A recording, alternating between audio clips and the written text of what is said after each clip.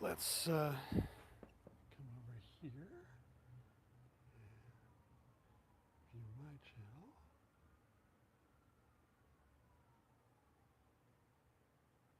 And can you actually hear me? Can you actually hear me? Yes.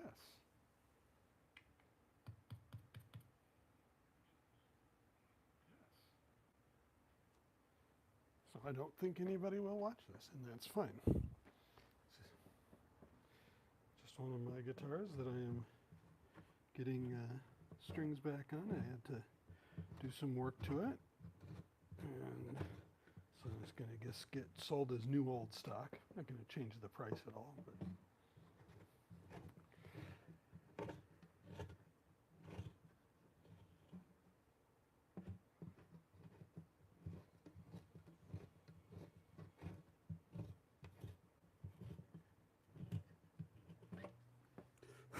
let's see if those all fit now.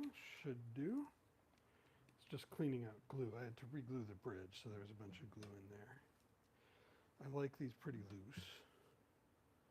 I want them to sit all the way down.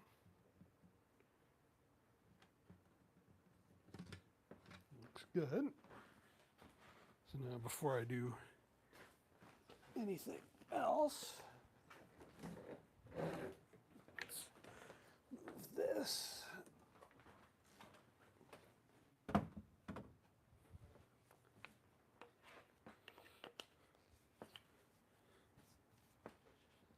Going to, well, start by making sure we've got everything.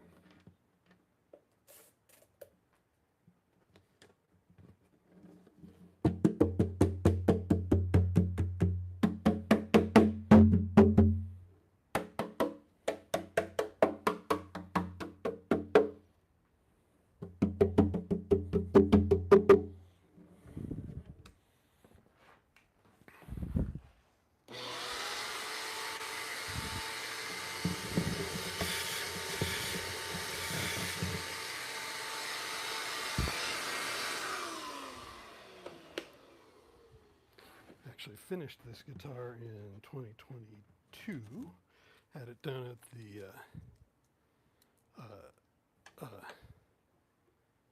Fretboard Journal, what do they call it? The Fretboard Summit. And so, yeah. The bridge was coming up. This is a little different of a guitar. The neck's really narrow. Not really narrow. It's a little narrow at the nut. It's actually, I think it is still 1 and 11/16. Let's check that. Yeah, it's 1 and 11/16 at the nut. So the nut is standard dread nut, but it gets narrower faster. So the sort of, it's more like the way a Les Paul tapers than, say, a D28. D28s get a little wider as you get up towards the body. So we'll do to get those two, but those. Yeah.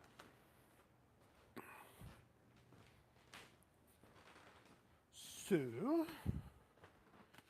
put my pretty standard strings on there. The EJ17s, which is what I sort of default to on dreadnoughts because that's what my dad defaulted to on dreadnoughts. Smaller guitars will go with smaller, lighter strings.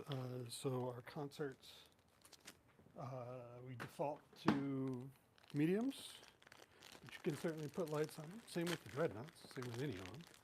But our default on a dreadnought is definitely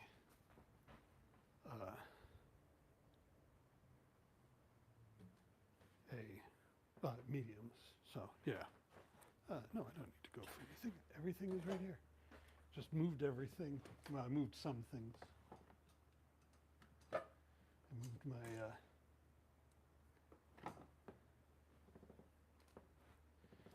my drill with my string winder.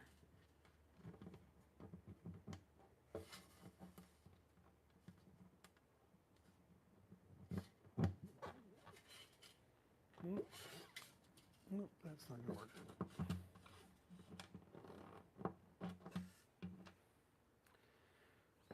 I need to do one thing before I can.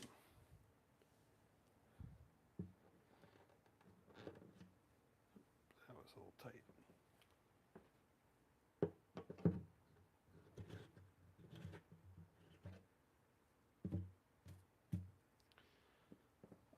Which is I need to.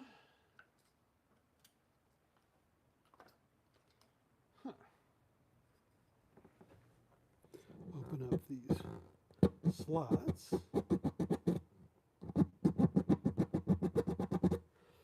But somebody ran off with one of my saws, so let's go find that.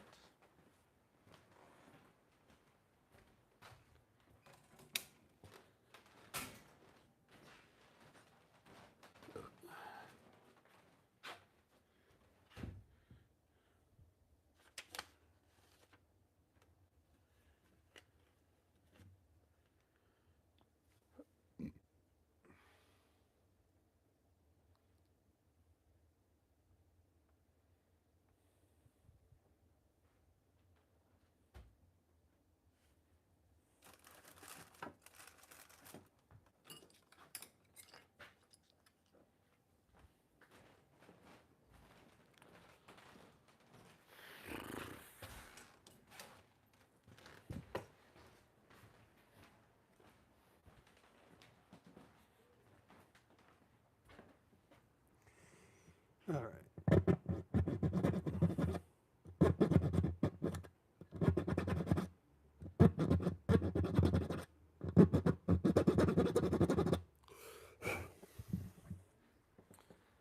It's just sort of opening those slots back up because they are sort of an essential part of how our bridges are designed.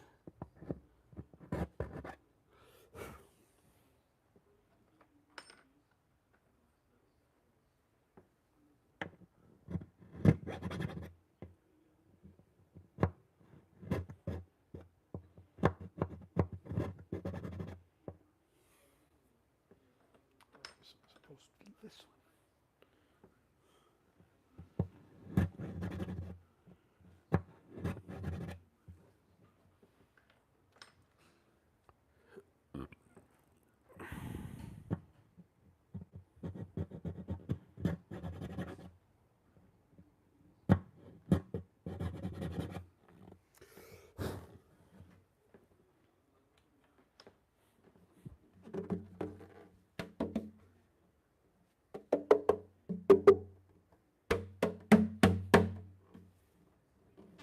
A little bit.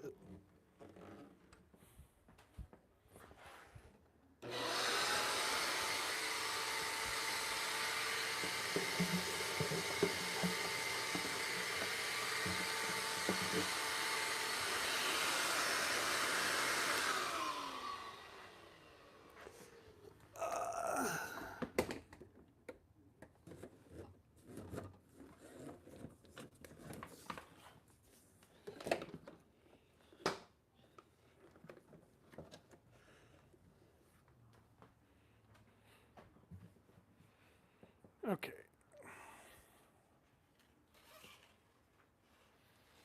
Now these should go in fine.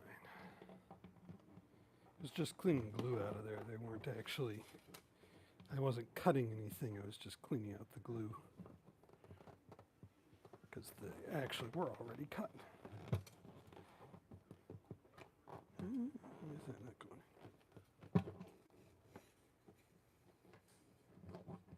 Oh, that's the wrong string. That one goes in there. That one goes in there. There we go. That took care of it.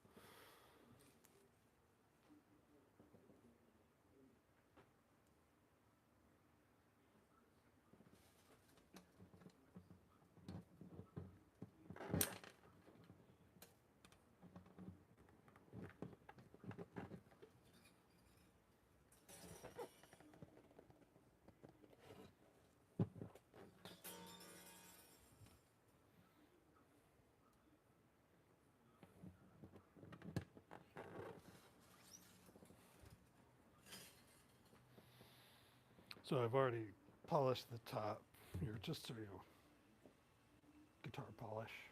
Polished the top and polished cleaned and oiled the fingerboard, polished the peg head overlay, the face of the peg head, all the things that'll get blocked by the strings. There'll need to be some more polishing back here. I'll do that, but the stuff that I won't be able to get at once the strings are on is done. So, let's see here.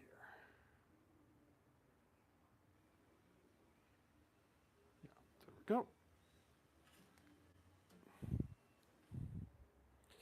So then we're just gonna cut the string a little bit long. That's how I do it. There are a million ways, I'm sure, to put strings on. This is just how I do it. It is how I like to do it. You are welcome to do it differently. The important thing is that it be neat and that you have enough reps, but not too many reps.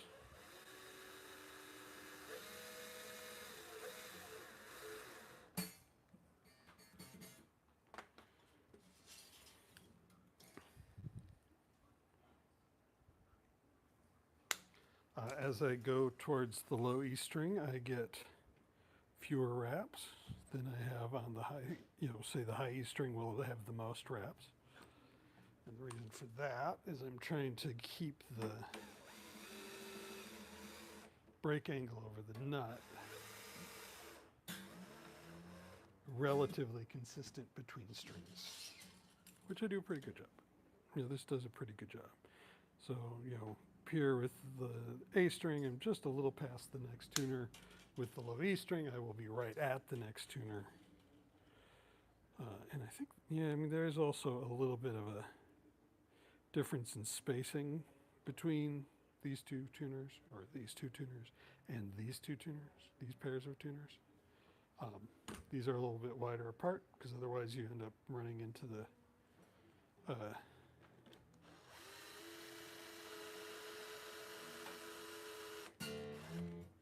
next tuner, which we don't want to do.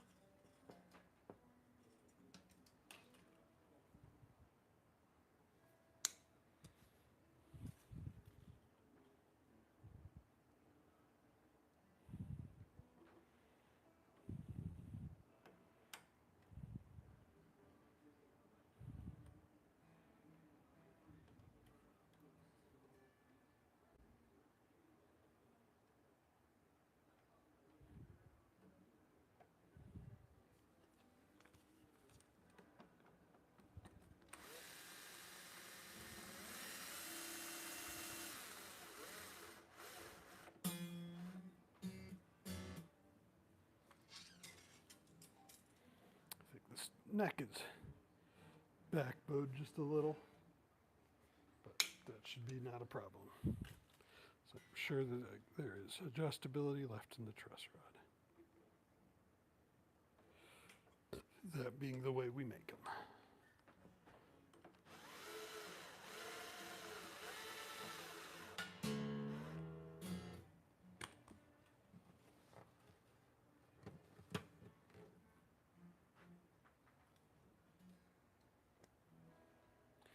You see here for the high E string, I'm going 2 full tuners.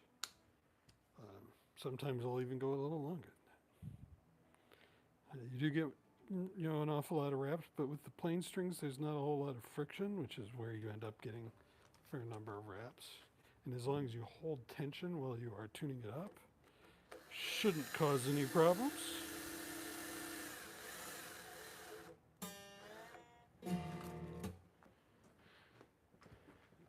I've ever shown this on camera, but this is my tuning fork.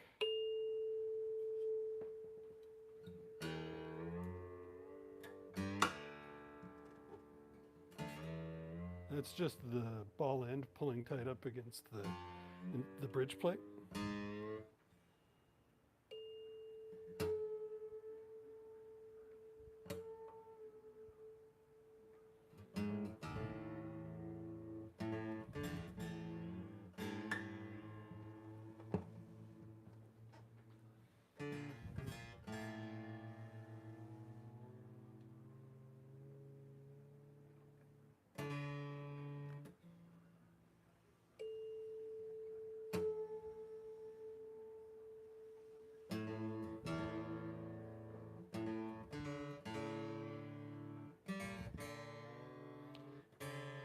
Of course, the strings stretch a fair bit as you're going.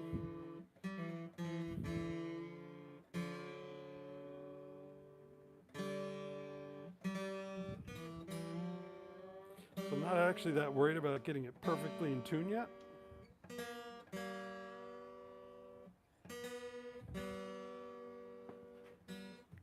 pull this up just a little bit.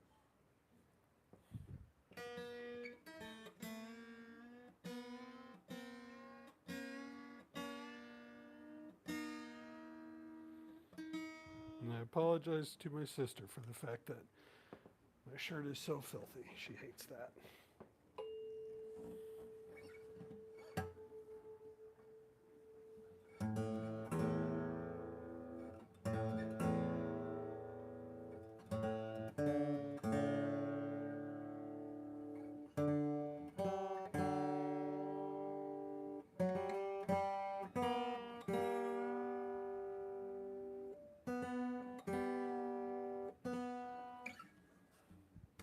Give me just a second here on this camera. I'm going to put my circular polarizer in there and see if it helps with that horrible reflection.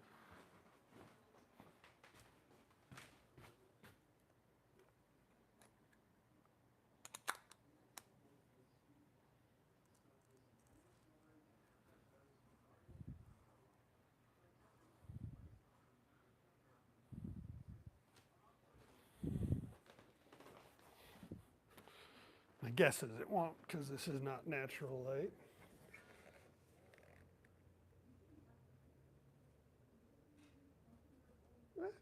Somewhat.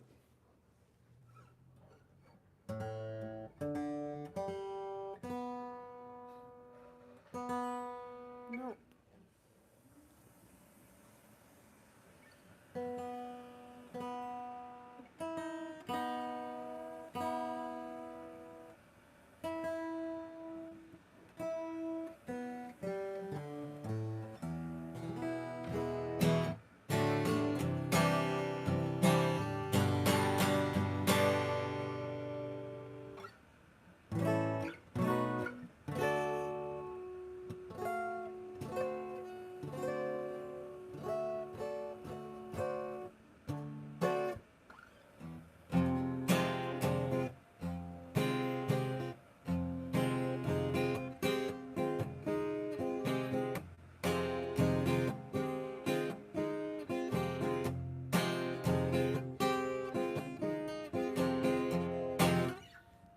First time this has had strings on it in a while, so let's go through and check the setup, see where we're at. Yeah, a little flat. Not backbowed, but flat. So let's do something about that real quick.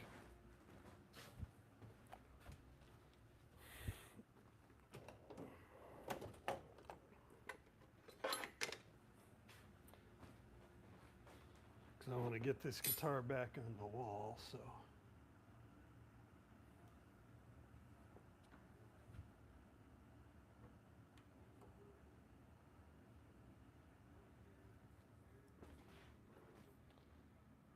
Screws are properly clocked. Should go back in nicely again.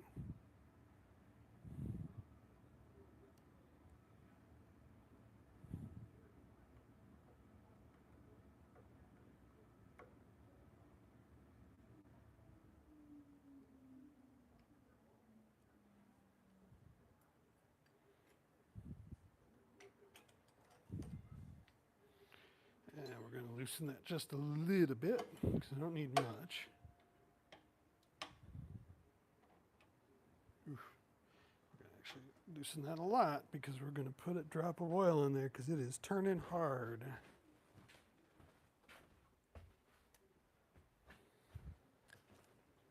Like I said, this guitar has been sitting for a while because I've been working on more pressing things, i.e. customers' guitars and the like. But I really do need to get this back on the wall because I have been short on guitars up there. Got this and I've got another dreadnought I really got to finish up. Let's see, yeah, a little bit more. little bit more.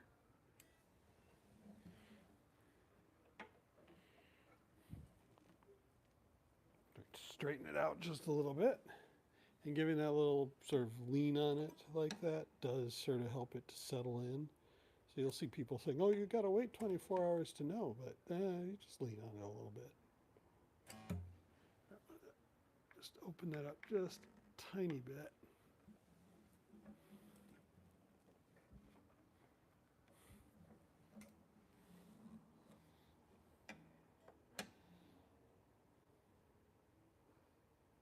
It was a lot more than I thought it was. Ah, this thing is super sensitive.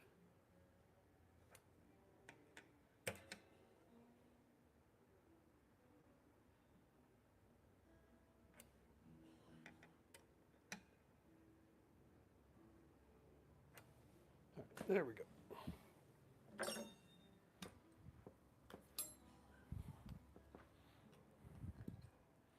Get that back on there.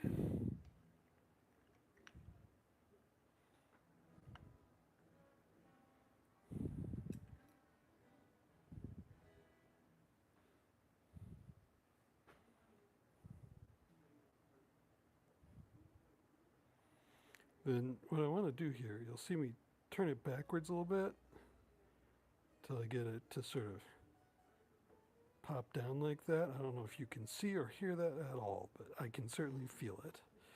And that's the screw settling into its old threads from the last time it was in, which is important to me because I want to not have to cut new threads every time I put a screw in. There it goes. But the other part of it that's important is I want these to still clock. And that just tightened up at exactly the right position. That one did. So I'll have to go a little bit tighter, but that's fine. Oh, too far. And there we go. Those are clocked again. Does it matter? Not in any real way, but I think it looks good. And it sort of points to an attention to detail throughout the guitar that is there. And I want that to be more obvious. And sort of clocking those screws. That doesn't happen by accident. Somebody did that intentionally. I did that intentionally, and I want it to look like it. So there we go. Give this a wipe down, and I got to do the rest of it because it's super dusty. Actually, I'm going to grab this and just wipe it down before I go at it with the polish.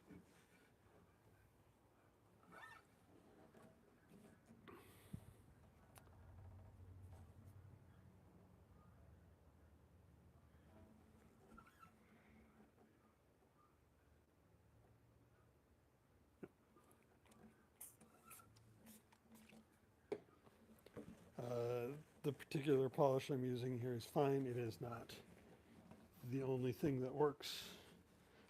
Any good guitar polish that doesn't have silicone in it is a good guitar polish. Is an acceptable guitar polish. I do like the Dunlop 65 here. I also like there's this stuff called Reflections. Used to have another name. We always called it was Skank Be Gone because it said something about remove skank from on the label. But all of my employees told me that they preferred Dunlop 65, and so I bought it. Huh. That is not a crack. That's just the grain of the wood, I think.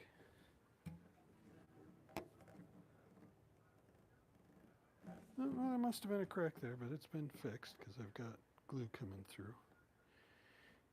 Can't really get a cleat on it because of how close it is to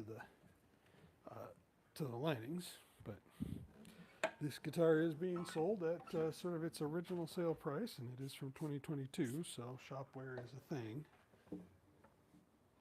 This guitar is $4,600. It comes with a just normal hard shell case. It doesn't come with a flight case like my guitars do now. But yeah, so there you go. Nice big, not that you can hear that well, but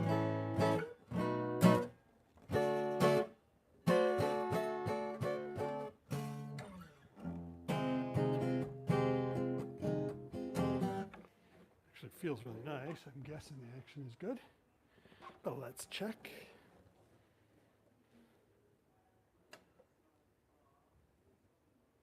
Yeah. It's a good starting point. If somebody comes in and says I need it a little lower, it can be a little lower, maybe, depending on how you play.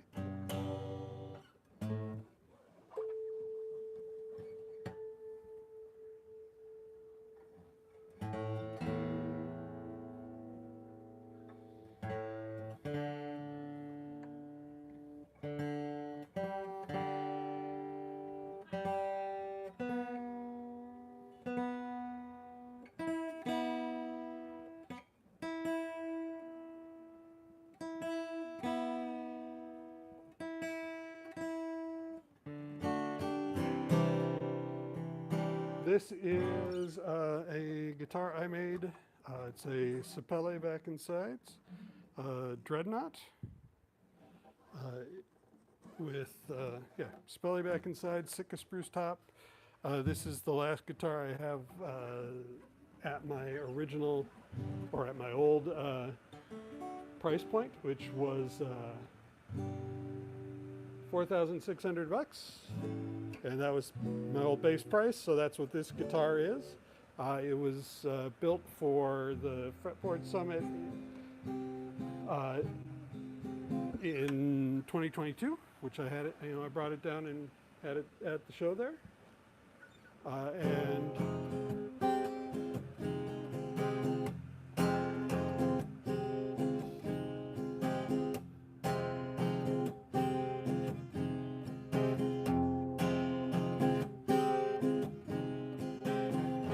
So yeah, it's for sale, $4,600. I don't know, not a whole lot to say. It's a little unusual in that the nut is 1 11/16 like most dreadnoughts, but it gets narrow, or it stays narrower. Doesn't get as wide as like a D28. I had some fingerboards left from that are basically sort of Les Paul fingerboards for some electrics I used to make. And I'm not really making those electrics much anymore, so I had some of the fingerboards left. I wanted to use one up, and so I made this guitar with it. I like the way it feels, but whether or not other people will, I don't know. At any rate, I just came on this live to test it. I may do more of them in the future, but I just wanted to get this strung up, and it is now, so I'm actually going to see if I can find my tag I had for this. This was on the wall, and I had to reglue the bridge. And so, I'll tell you what. Looks like I gotta make a new tag for it. So I'll do that. But then I will be signing off. Oh, that's not what I need.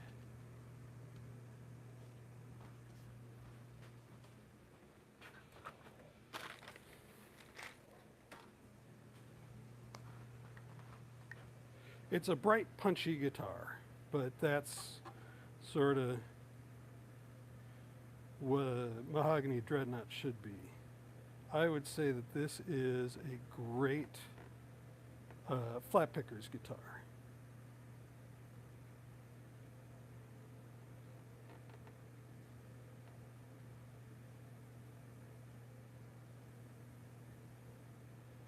And this is a 2022, and the price on it, and you'll never get a brand new Hoffman for this cheap again. It's $4,600. So there you go. And I'm going to sign off now. So thank you much.